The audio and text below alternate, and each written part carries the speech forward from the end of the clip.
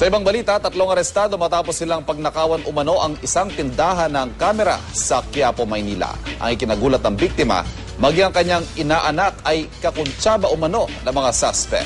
May news to go si Salima Refran.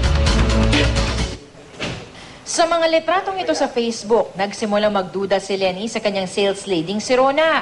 Tila ang bitbit na kamera nito sa mga litrato, isa sa mga kamerang biglang nawala sa kanyang tindahan.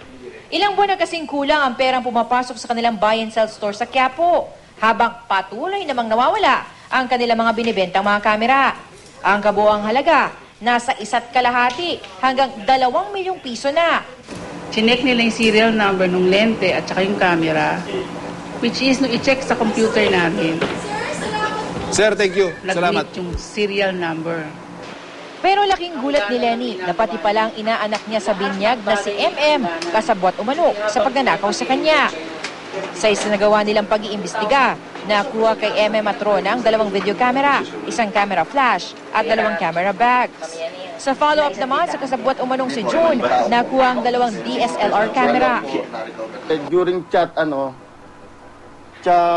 chatting ng suspect, at saka nung hindi kasi alam nung suspect na yung kachat na pala ay yung mga may-ari na. Kaya doon matibay na ebidensya po yun laban sa kanila. Ang 2 sa mga suspect, todo tanggi sa karata.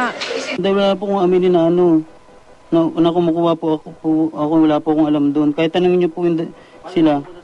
Plastic na naharap pa sa mga camera. Sa 3 suspect, tumanggi magsalita si Rona. Maharap sa reklamong qualified theft at paglabag sa anti-fencing law ang 3. Wag po tayong basta magbibigay ng tiwala. Sabi nga, sa negosyo walang kamag-anak. Salima Refran, GMA News.